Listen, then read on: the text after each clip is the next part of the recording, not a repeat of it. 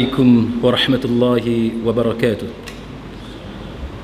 إن الحمد لله نحمده ونستعينه ونستهديه ونستغفره ونعوذ بالله من شرور أنفسنا ومن سيئات أعمالنا. من يهده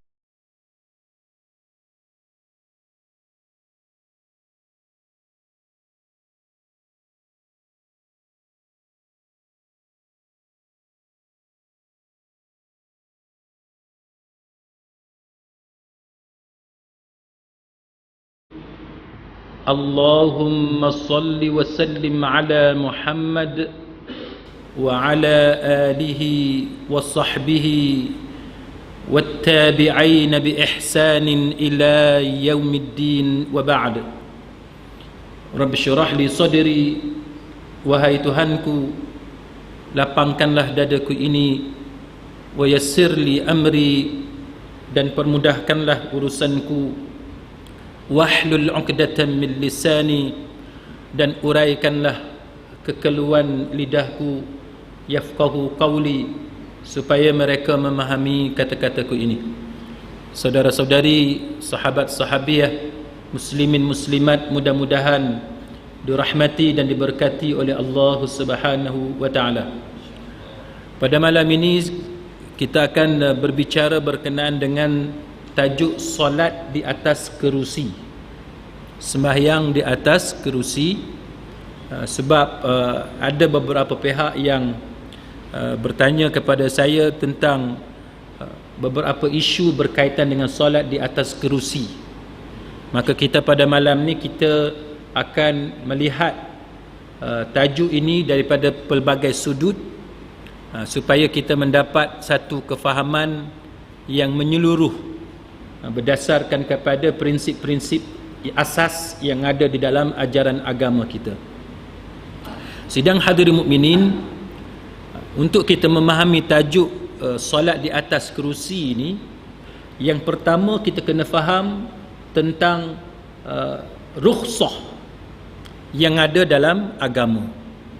Sejauh mana kelonggaran ataupun keringanan itu diberikan kepada umat Islam. Selain daripada persoalan rukhsah ataupun kemudahan, keringanan, kelapangan yang disediakan oleh agama kepada kita untuk kita beribadah dengan cara yang sempurna di sisi Allah Subhanahu wa taala, selain daripada itu, antara perkara yang perlu kita ketahui ialah dalam soal fiqhul ibadah, dalam soal ibadah timbul beberapa persoalan. Antaranya ialah dalam perkara yang melibatkan sesuatu yang tidak dicontohkan oleh Nabi sallallahu alaihi wasallam secara terperinci. Contoh itu ada, contoh ada, tetapi tidak begitu terperinci. Maksudnya ialah dalam soal solat dengan cara duduk, kan, solat dengan cara duduk. Solat dengan cara duduk, sebagaimana yang kita tahu bahawa selain daripada solat dengan cara duduk, yang sempurnanya adalah solat dengan cara berdiri, kan. Kalau solat fardu, maka wajib kita berdiri.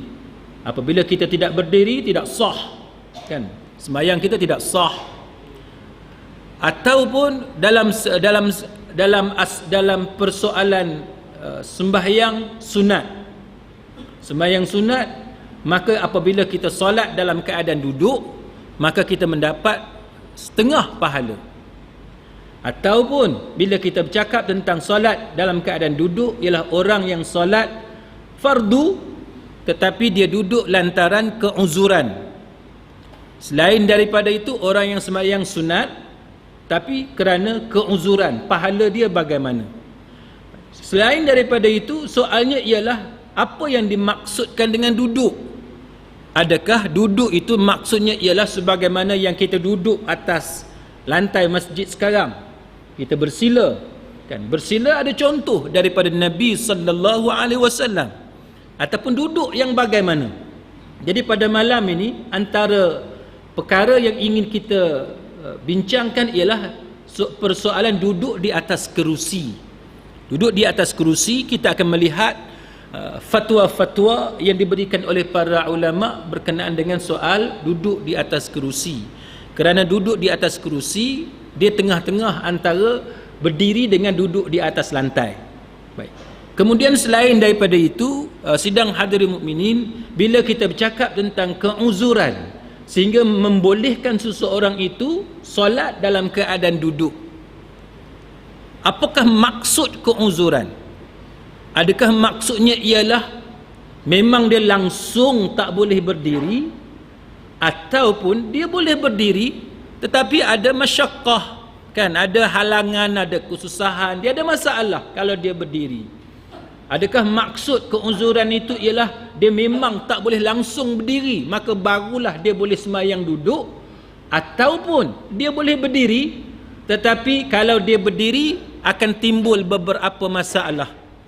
Dan masalah yang macam mana yang dianggap dalam fiqh, dalam agama kita sebagai masalah yang sah, yang diiktiraf dalam agama sehingga membolehkan dia duduk untuk dia solat, dan masalah yang bagaimana yang tidak diiktiraf dalam agama sehingga menyebabkan kalau dia duduk juga ketika solat fardu, maka solatnya itu wajib diulangi semula.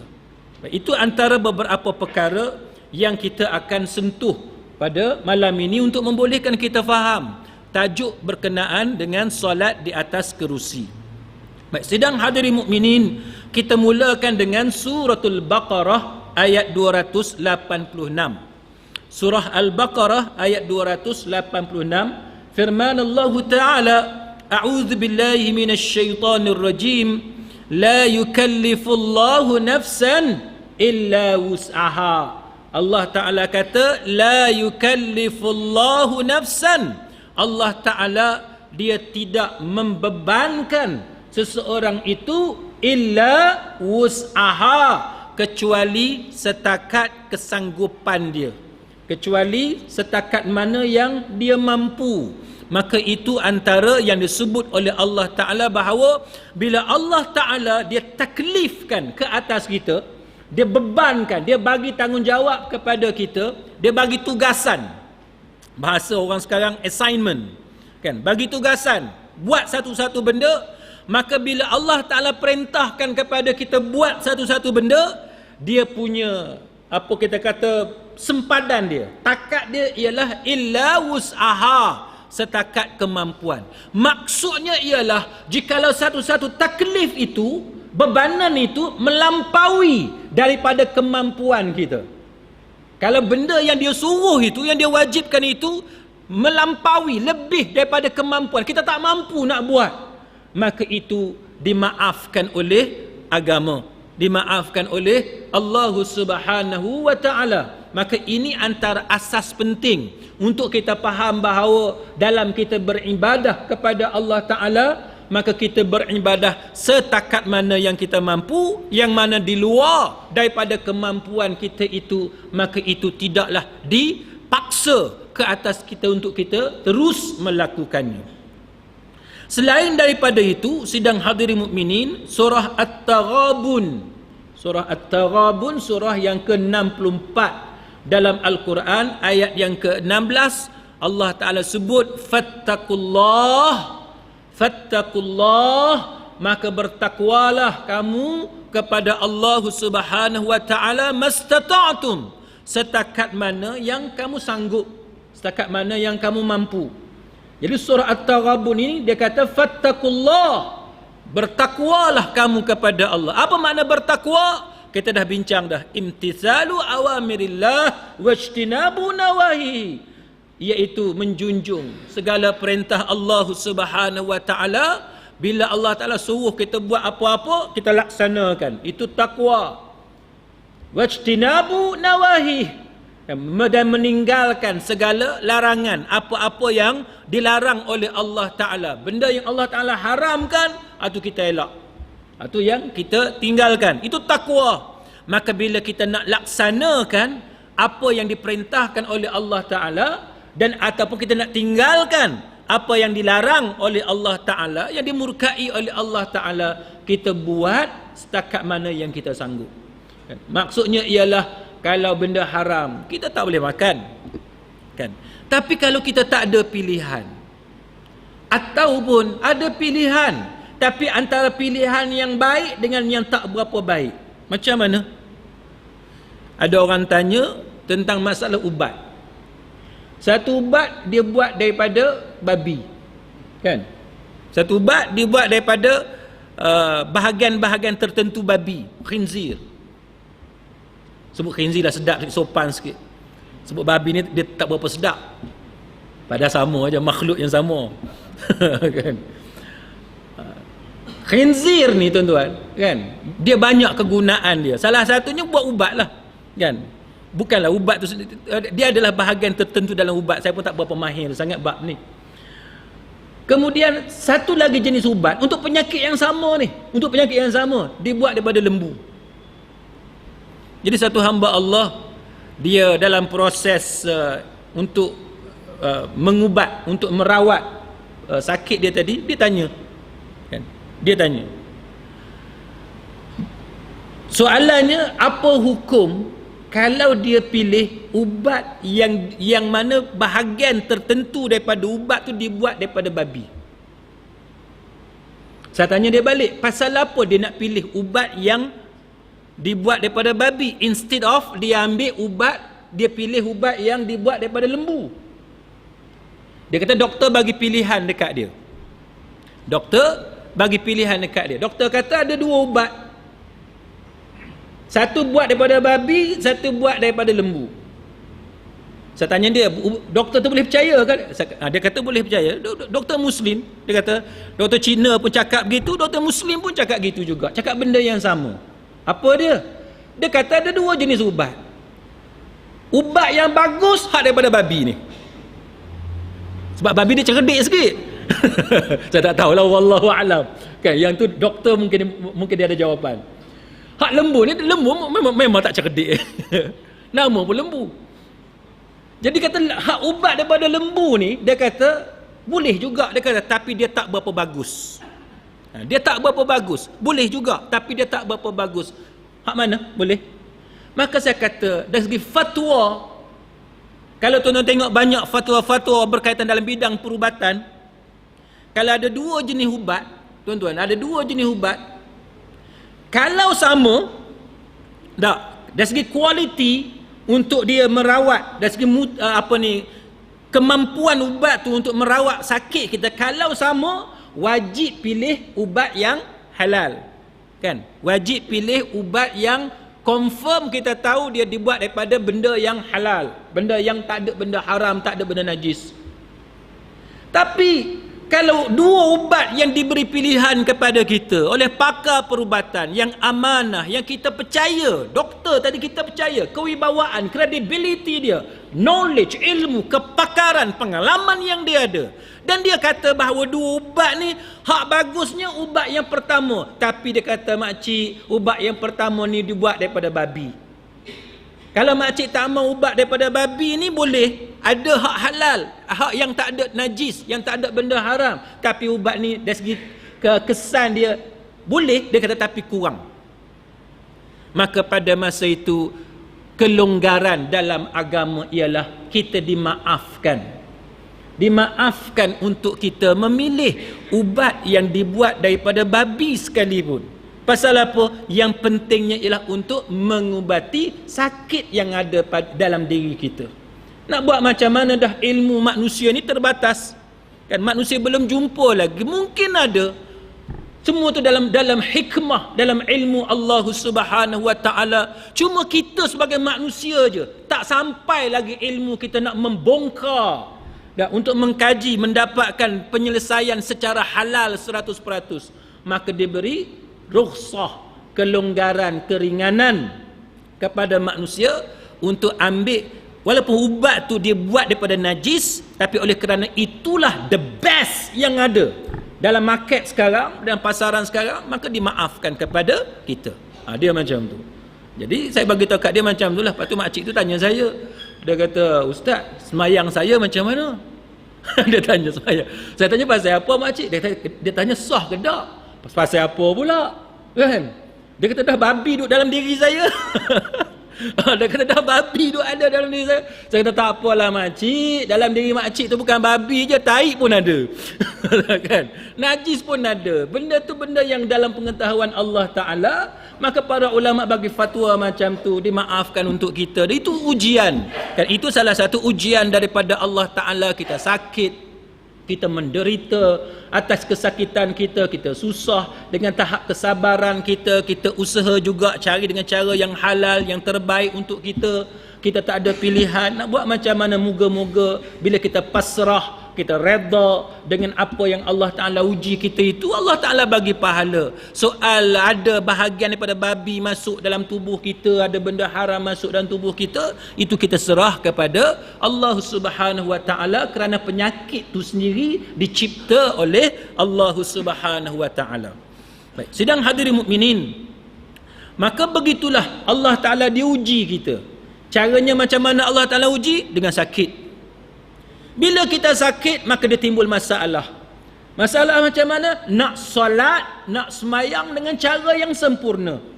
Semayang kita sempurna bila kita boleh qiyam, bila kita boleh berdiri. Tapi kalau kita tak boleh berdiri, maka sembahyang kita tidak sempurna.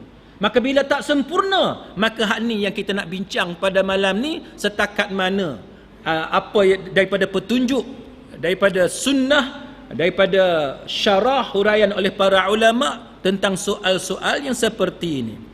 Baik. Sidang hadirin mukminin, satu contoh yang paling baik yang kita boleh kongsi pada malam ini ialah sebagaimana yang ada dalam Sahih Bukhari. Dalam Sahih Bukhari, iaitu apa yang berlaku dalam satu hadis yang kita panggil hadis Imran bin Husain. Kanat bi, dia kata aku ni, dia kata dia kena penyakit. Penyakit apa? Bawasir. Arab sebut bawasir. Bawasir kita orang Melayu sebut buasir, kan?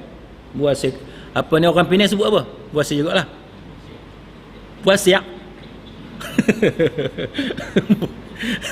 Tuan-tuan nak perkenal saya, mentang-mentang saya bukan orang Penang.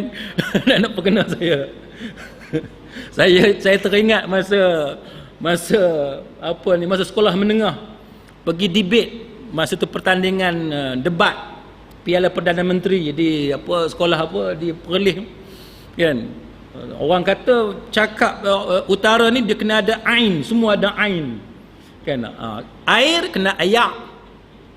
Jadi apa ni, kami semua bubuh ain belaka. Saya nak ayak milok. Seorang kata, seorang lagi ayak tiak. Seorang lagi ayak kopak. Saya kata mana satu ayak kopak ni, ayak apa? Rupa-rupa air kopi. Kopi jadi itulah orang kata, orang apa, orang bukan orang utara, dia nak mengutarakan. dia bubuh ain, habis dia bubuh ain. Masalah. Buasir tuan-tuan, penyakit buasir ni apa dalam bahasa sekarang kita panggil hemorrhoid ni. Nah, hemorrhoid ni.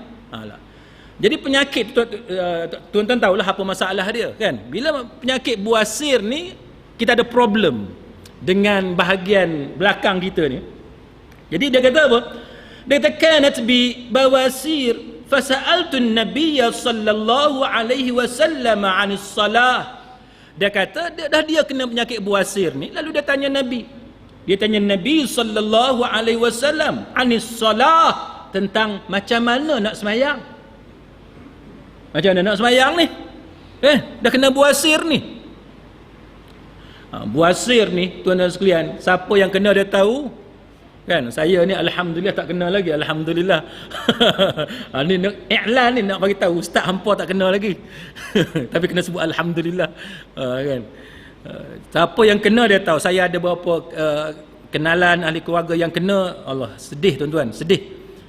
Kalau tuan-tuan tengok apa panduan-panduan yang ditetapkan macam-macam lah, kan?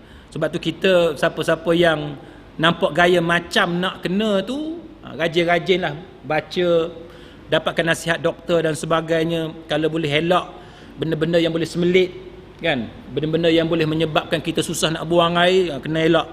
Kalau tuan-tuan tahu minum TO boleh menyebabkan semelit, jangan minum TO. Kalau tuan-tuan ada makanan tertentu yang boleh menyebabkan semelit, kena elak. Daripada ambil makanan itu, banyakkan minum air dan sebagainya, benda yang high fiber diet, supaya memudahkan kita buang air. Sekarang ni kopi, macam-macam kopi kan, yang mana nak mudahkan, nak lawaskan, nak lancarkan najis kita pagi-pagi dan sebagainya, maka tuan-tuan dapatkan nasihat daripada pakar, daripada orang yang ada pengalaman, supaya penyakit tu kalau tak dapat nak elak 100% sekalipun, sekurang-kurangnya kita dapat meminimalkan tahap kesakitan ataupun tahap masalah tersebut. Jadi benda ni berlaku lama dah, termasuk kepada sahabat Nabi. Baik, dia kata, dia pun tanya Nabi anis solah, tentang cara nak semayang macam mana, dah kena ni kan, dah ada masalah ni. Faqala, Nabi kata salli qa'iman. Nabi kata semayang berdiri. Semayang berdiri. Mana kalau tuan-tuan nak tengok susunan tu, bila kita nak bercakap tentang semayang atas kerusi ni, kita nak selesai, nak bagi jawapan kepada isu yang orang tanya, masalah semayang atas kerusi ni, tuan-tuan tengok cara dalam hadis Bukhari ni, cara Nabi sebut tu satu-satu. Dia ada, orang panggil apa, hierarki kan, dia ada ranking dia, keutamaan. Mula-mula kena buat apa? Nabi kata fasalli qa'ima. Nabi kata kena semayang berdiri. Boleh tak engkau ada penyakit, tak kira lah penyakit buasir ke penyakit apa, soalan sekarang ni, boleh tak berdiri? Kalau boleh berdiri, wajib berdiri. Dia macam tu. Jadi kalau orang tanya dalam masalah duduk atas kursi, pasal apa engkau semayang atas kursi? Dia kata pasal tak boleh duduk, pasal dia ada sakit. Sakit apa, ikutlah lutut ke, sakit punggung ke apa, ikut apa, spine, tulang belakang ada problem ke, ikutlah sakit apa. Soalan pertama, boleh berdiri tak? Kan? Kalau dia apa ni, pergi berjalan 2-3 jam boleh. Bila tanya semayang duduk atas kursi, yang tu nampak pelik lah juga. Jadi tanya dia, boleh tak ada berdiri? Kalau boleh berdiri, wajib berdiri. Kalau dia boleh berdiri tapi dia duduk atas kursi, maka tidak sah semayang dia. Kalau semayang fardu, kalau semayang fardu, semayang sunat cerita lain. Semayang sunat boleh. Tapi kalau semayang fardu, kalau dia boleh berdiri tapi dia pergi duduk atas kursi, maka semayang dia tidak sah. Ustaz, saya kalau berdiri ni pening kan, pening. Orang Penang kata pening, pening. Sebab G dia hilang, orang Terengganu curi. Dia orang Terengganu curi, jadi kang makang habis semua, G dapat kat ni.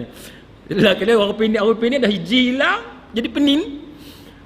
Dia kata boleh berdiri Ustaz tapi pening. Dia kata pening. Baik, pening tu macam mana?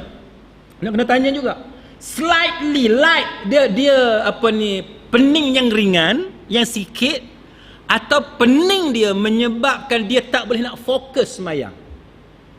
Tu soalan nak kena tanya kan. Sebab dalam mazhab Syafi'i, ini ada perbincangan dengan antara Imam Ar-Ramli dengan Ibnu Hajar Al-Haytami dan sebagainya, termasuklah oleh Imam Haramain dan lain-lain, yang mana mereka ni bahas panjang lebar tentang yang disebut sebagai dawabit, parameter, takat mana yang kita nak kata yang kata susah tak boleh semayang tu, yang mengganggu, yang menyebabkan kita boleh untuk duduk tu. Jadi yang tu kita nak kena tahu kan.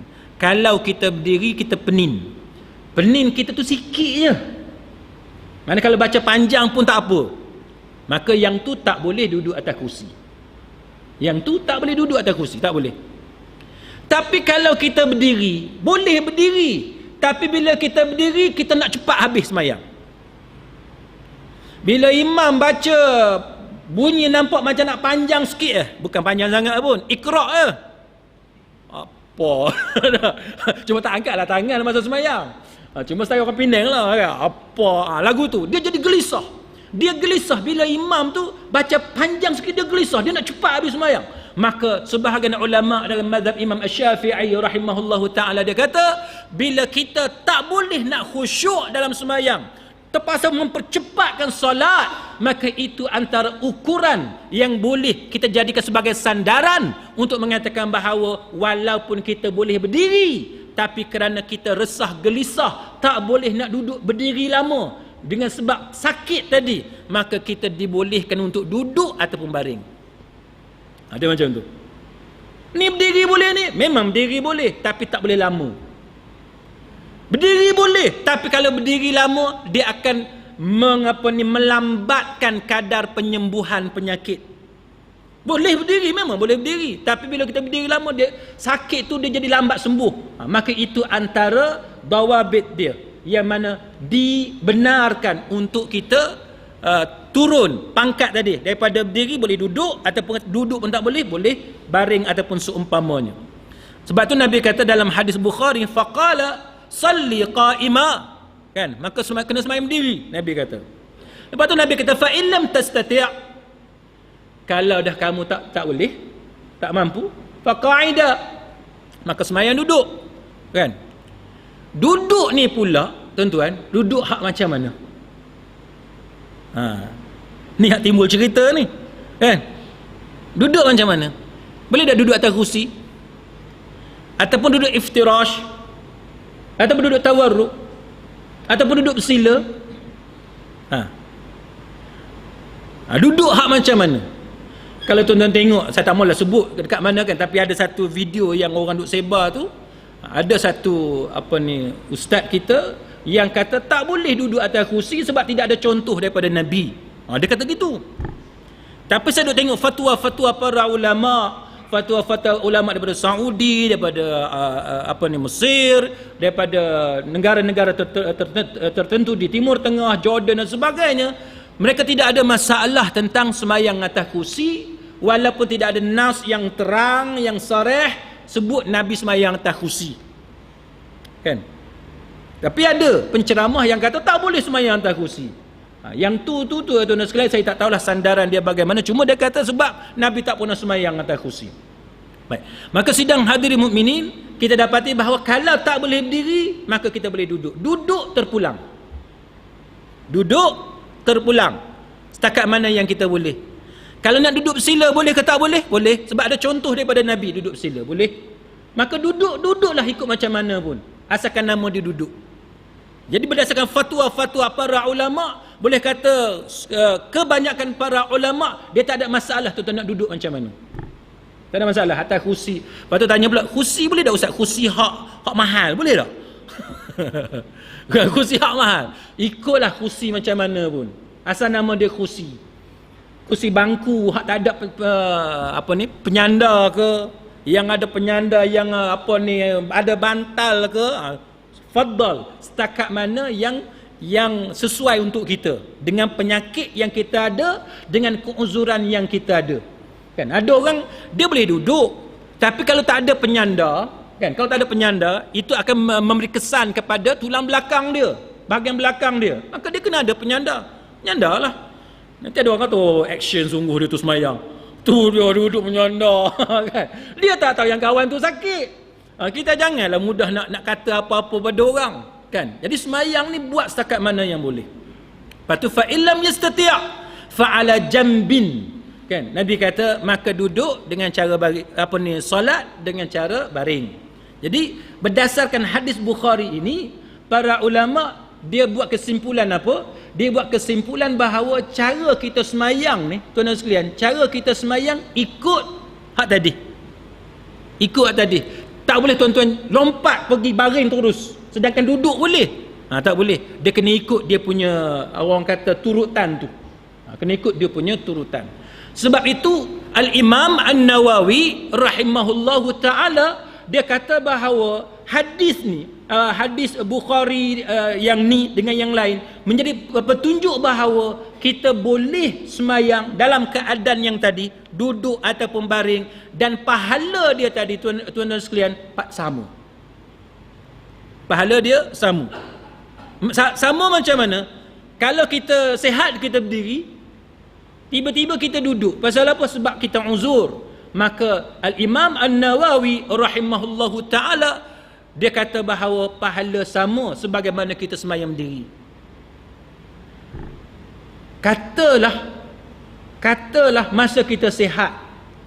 Masa kita sihat, kita semayang sunat banyak. Kan? Kita semayang sunat banyak. Ataupun kita semayang fardu ni memang khusyuk sungguh. Memang khusyuk sungguh. Baca 3 kali teratur elok kan, subhana rabbiyal azim kan, wa bihamdih kan, baca elok je subhana rabbiyal azim wa bihamdih, satu-satu baca, cukup 3 kali ke berapa kali apa semua. Setiap kali apa ni sujud pun macam tu, i'tidal pun macam tu, duduk antara 2 sujud baca elok. Tiba-tiba kita sakit, menyebabkan kita sembahyang fardu jadi ringkas. Pasal sakit ni. Pasal kita sakit. Katalah kita kalau buat andaian, katalah sembahyang fardu hak biasa-biasa ni, kita katalah 10 minit. 10 minit. Tiba-tiba dah sakit 3-4 minit je, separuh. Pasal apa? Sebab kita dah sakit, kena cepat. Kalau biasa baca surah pun panjang, kalau tak panjang pun boleh baca teratur, tapi bila dah kita sakit, baca cepat-cepat. Baca wajib je. Masa rukuk pun baca sekali je, subhana rabbiyal azim. Setakat tu tak larat dah, tak boleh dah. Kan? Sami Allahu liman hamidah, terus Allahu akbar subhana rabbiyal a'la wa bihamdih. Kan? Biasa 3 kali, tapi dah sakit baca sekali je. Maka Al-Imam An-Nawawi rahimahullahu ta'ala, dia kata apa? Dia kata kalau kita sihat, kita semayang banyak tu, tiba-tiba bila kita sakit, jadi sikit, jadi ringkas ibadat fardu kita, maka pahala hak kita masa sakit tu sama dengan pahala ibadat kita masa kita sihat. Sama. Sebab tu kita, tuan-tuan, kena rebut peluang masa sihat. Ibadat sunat pun sama. Masa kita sihat, hak sunat ni banyak kita buat. Tiba-tiba masa kita uzur, masa kita sakit, kita tak larat, hak sunat tak buat langsung. Katalah tak buat langsung. Pasal apa? Tak mampu, tak daya.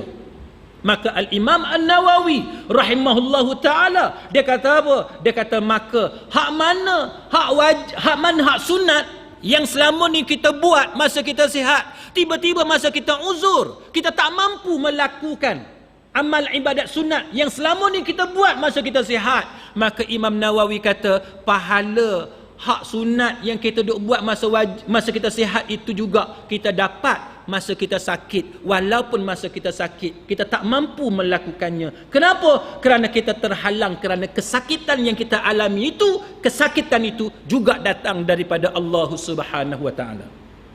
Sebab tu kita, tuan-tuan, masa sihat ni kok mana pun buat. Lepas tu bila sakit apa? Kan? Alhamdulillah minta jalan. Dia macam ASB jugalah kan. Tuan-tuan ada ambil ASB? Ambil? Dah ambil? Pasal apa? Haram. Dia macam tu lah kan. Duit tuan-tuan pun nak tabung haji ke, ASB ke apa ke kan. Siapa yang kata tidak syarah compliant tak apalah. Siapa yang kata syarah compliant, dia pakai fatwa apa kebangsaan tu, fadal kan. Jadi kita duduk rehat, duit masuk kan. Kita ada bisnes kan? Kita franchise bisnes kita tak buat apa, koyak kaki je, duit masuk. Macam tu. Jadi ibadat ni tuan-tuan, masa kita sihat ni lah kita pulun. Masa sihat kita pulun. Bila sakit, alhamdulillah pahala masuk kan. Mudah-mudahan itu yang disebut oleh Al-Imam An-Nawawi rahimahullahu ta'ala. Jadi siapa-siapa yang sakit, janganlah merungut sebab tak boleh buat ibadat. Jangan merungut dengan alasan tak boleh buat ibadat. Sebabnya para ulama termasuk Imam Nawawi dan sebagainya dah sebut kepada kita berdasarkan hadis Bukhari dan sebagainya yang menunjukkan kepada kita bahawa pahala tu dia berterusan walaupun kita tidak melakukannya ketika kita uzur, kerana itu dianggap kerana itu ada sebagai satu ganjaran daripada Allah Ta'ala. Jadi kita sabar je. Masa kita sakit, kita tak sihat, kita sabar je. Baik, sidang hadirin mukminin, selain daripada itu, kita tengok bahawa sembahyang ni, tuan-tuan sekalian, diberikan beberapa kelebihan kepada keringanan kepada kita. diberikan beberapa keringanan kepada kita. Keringanannya macam mana? Kita nak duduk ataupun baring ni macam mana? Iaitu macam mana kita nak tentukan. Yang kata kita tak mampu untuk berdiri tadi. Maka antara yang disebut oleh para ulama ialah bahawa tahap kesukaran itu, tahap kepayahan itu ialah perkara yang boleh menghilangkan khusyuk yang saya sebut tadi. Kan? Yang menghilangkan khusyuk. Bila kita tak khusyuk sembahyang, maka itu hukumnya diberi kelonggaran kepada kita untuk kita sembahyang dalam keadaan duduk atas kerusi ataupun seumpamanya. Dan khusyuk tu pula, tuan-tuan sekalian, kita nak ukur dia macam mana? Khusyuk itu ialah apabila hati kita hadir dalam ibadat tu. Mana masa kita semayang tu kita boleh fokus kepada semayang kita. Tapi kalau duduk semayang, duduk tengok sakit-sakit, tu mana tak khusyuk. Kan? Itu mana tak khusyuk. Kita memang tak khusyuk dah semayang. Bila khusyuk? Kan? Tapi nak cerita macam itulah. Kan? Khusyuk. Kan? Bila khusyuk, maka lepas itu dalam solat itu juga kita ada apa yang dipanggil sebagai kita boleh semayang dalam keadaan tenang. Jadi bila kita semayang, kita tak tenang, maka itu yang dipanggil sebagai itu yang disebut sebagai rukhsah diberikan kepada kita. Macam tuan-tuan naik ETS, kan? Boleh tak semayang berdiri masa kereta api jalan? Boleh? Boleh berdiri, kan? Cuma hak eloknya pegang lah. Eloknya pegang dia punya rail. Pegang rail. Sebab dia goyang. Nanti tuan-tuan tak rokok, dia jadi terrokok. Takut lagu tu. Kalau terrokok tak apa, takut tersujud, tak bangun-bangun dah. Yang tu yang masalah. Saya semayang banyak kali dah dalam ETS. Problem. Semayang dalam ETS ni problem. Walaupun nampak dia macam tenang je, tapi kalau tuan-tuan berdiri semayang, tuan-tuan tahu. Nak kena pegang. Dia punya rail tu kena pegang. Ataupun duduk. Tengoklah bergantung pada keadaan. Tapi hendaklah kita utamakan berdiri. Sebab berdiri tu fardu. Kan? Dia tu wajib. Dia tak sah sembahyang kalau tuan-tuan sembahyang akan duduk sedangkan berdiri tu mampu. Maka hendaklah utamakan yang berdiri terlebih dahulu. Dia macam tuan-tuan duduk di atas kereta api, tuan-tuan buang air kecil, kan? Oh, susah. Senang tak? Siapa yang pernah try dia tahu susah, kan? Tuan-tuan nak kena tahu. Daripada Butterworth pergi ke Bukit Mentajam, okey lagi. Kan? Tapi dia ada laluan tertentu, tuan-tuan silap timing, problem. Jadi sembahyang macam itulah. Kita nak kencing tak boleh. Sembahyang pun macam tu juga. Kita nak sembahyang tak boleh. Sebab keadaan kereta api tu macam tu. Maka kita boleh berpegang ataupun boleh menyandar ataupun boleh duduk bergantung kepada keadaan yang berlaku kepada kita. Ataupun kita rasa takut, kan? Rasa takut. Kita boleh berdiri tapi kita takut tumbang, takut jatuh. Maka kita boleh duduk. Walaupun kita boleh berdiri tapi kerana ada ketakutan yang munasabah. Kan? Kalau jatuh terantuk mana-mana problem. Kan? Jatuh terantuk mana-mana problem. Sebab tu kalau tuan-tuan tengok dalam health and safety, siapa yang kerja di kilang dan sebagainya, dia tahu sangat benda-benda yang macam ni. Jadi kita bukannya tunggu jatuh dulu baru nak duduk. Jangan tunggu jatuh dulu. Tuan-tuan kena tengok, analyse. Tempat semayang tu, tempat kita nak berdiri tu, analyse.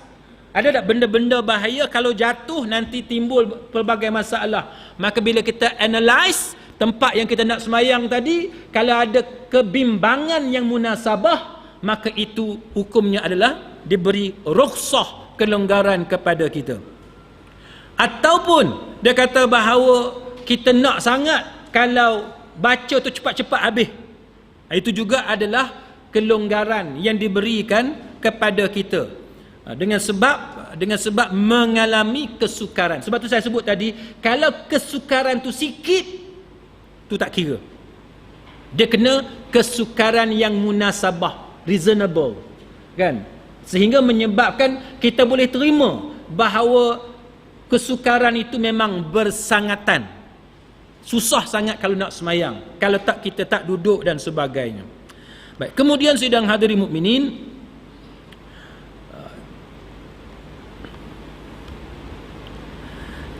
kita lihat bagaimana dalam soal ini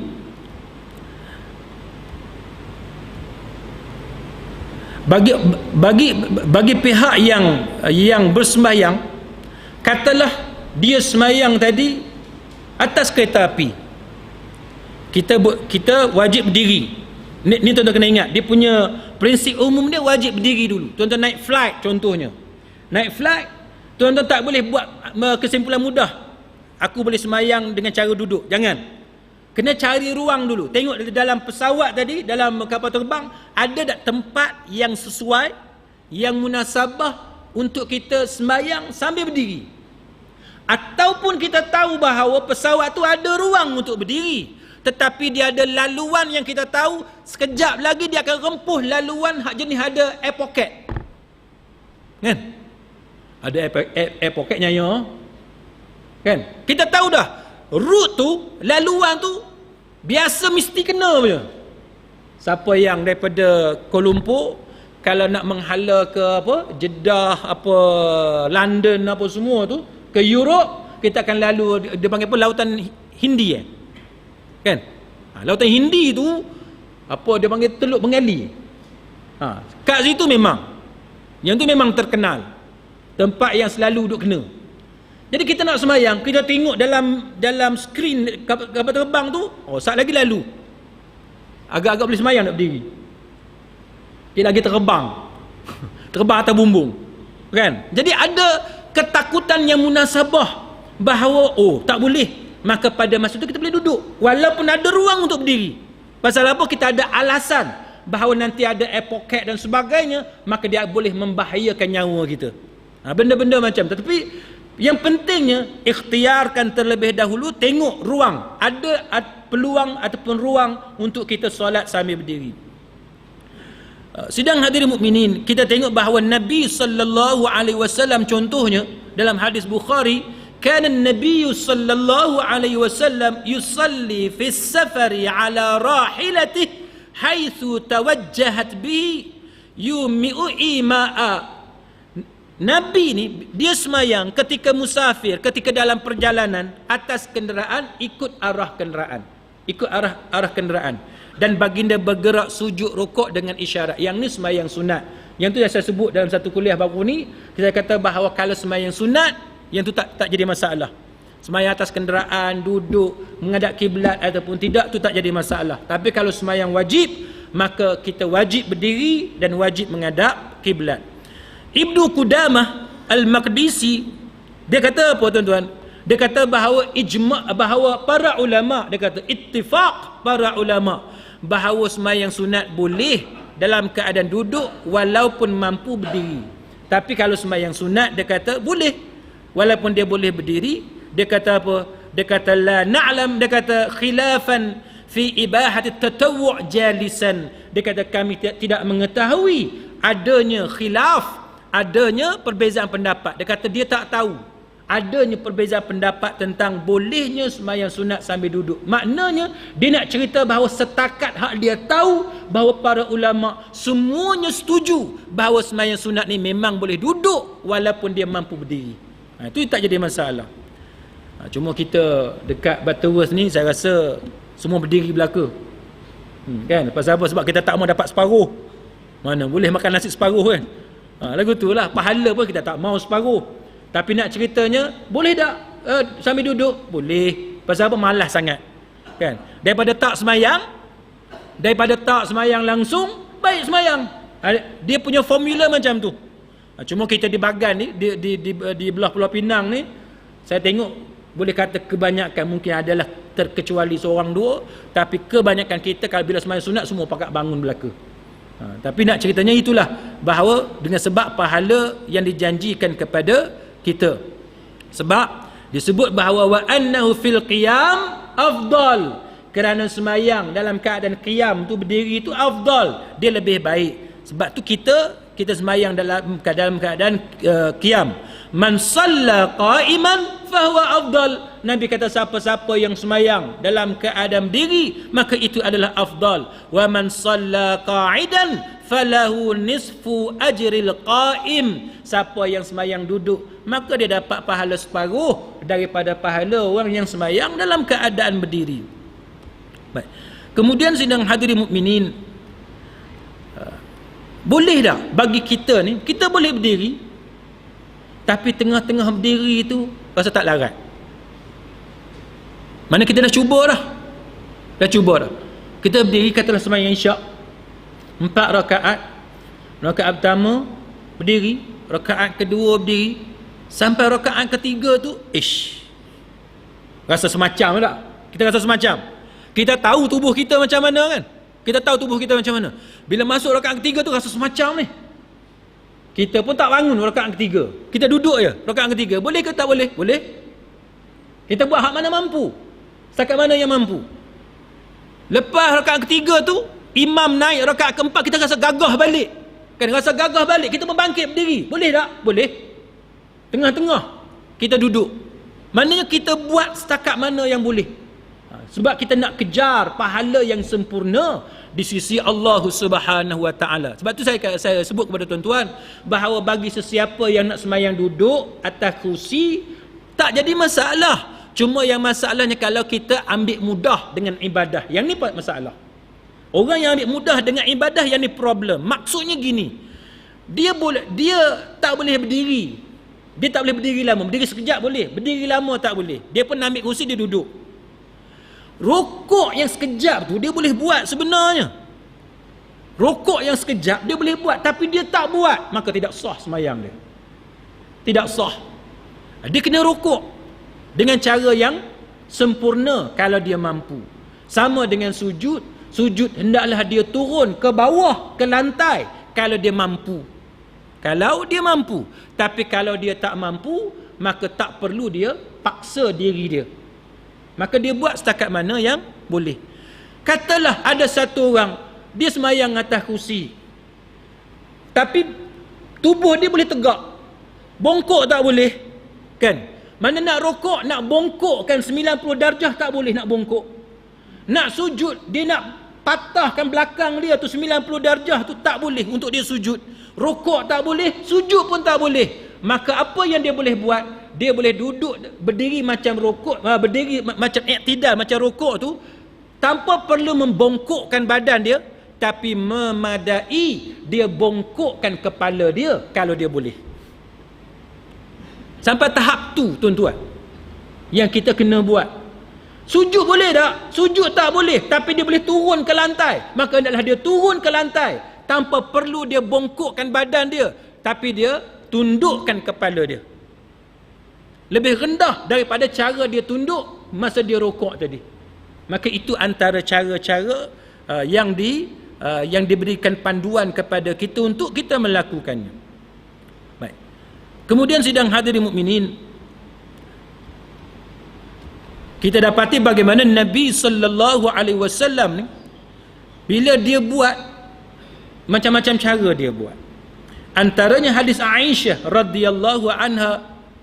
Yang ni bab sembahyang sunat, tuan-tuan sekalian. Sembahyang malam, qiyamul lail. Anna Rasulullah sallallahu alaihi wasallam kana yusalli jalisan. Nabi sembahyang sunat ni. Ni cerita sembahyang sunat. Sembahyang kita kata qiyamul lail.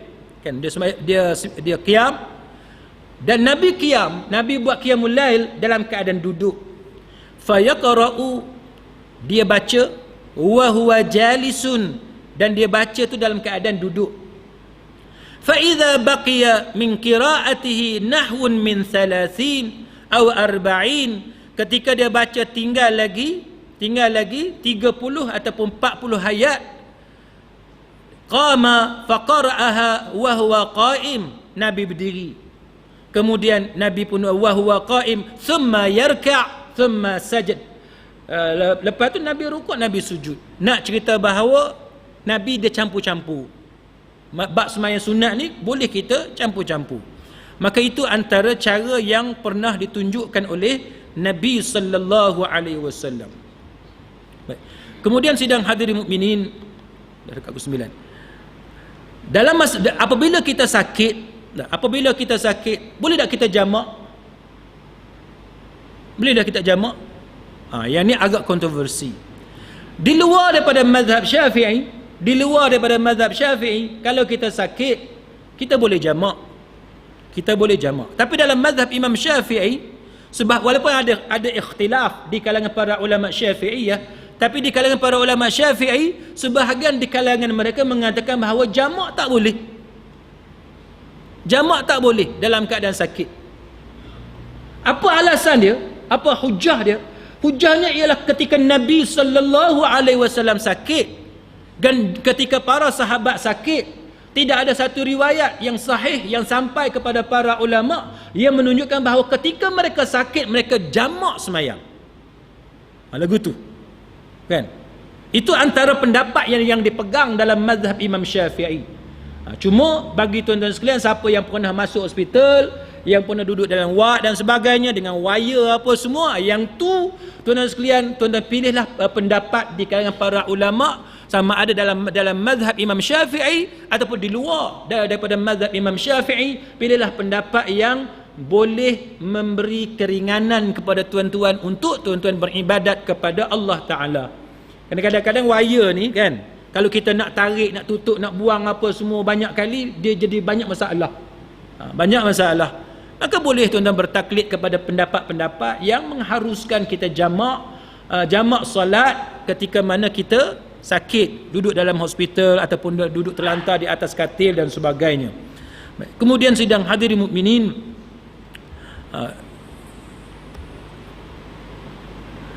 dan selain daripada itu kita dapati bagaimana para ulama mereka telah membuat beberapa kesimpulan dalam soal sembahyang sambil duduk ataupun sembahyang atas kerusi dan sebagainya. Poin pentingnya ialah hendaklah kita lakukan ibadat dalam keadaan tidak menyebabkan penyakit kita itu lambat sembuh.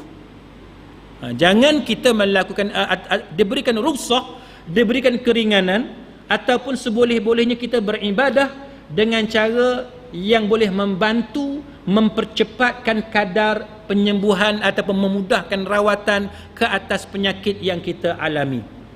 Jangan dengan sebab kita sakit, kita nak semayang, menyebabkan luka kita tadi lambat sembuh, sebab kita kena buka balutan, kena ganti pula ubat lain dan sebagainya, mendedahkan anggota badan yang tertentu kepada jangkitan dan sebagainya, semata-mata dengan alasan beribadat kepada Allah Ta'ala.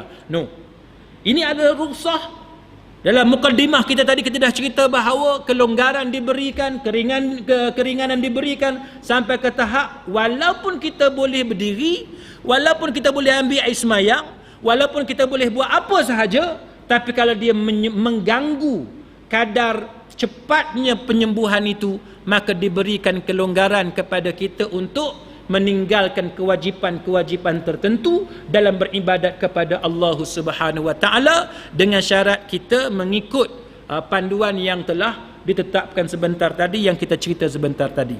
Jadi sidang hadirin mukminin, sebagai ringkasannya ialah bagi siapa-siapa yang nak sembahyang atas kursi, kita ulang lagi sekali, dia janganlah ambil kesempatan meninggalkan perkara yang fardu hanya semata-mata dia tak boleh berdiri.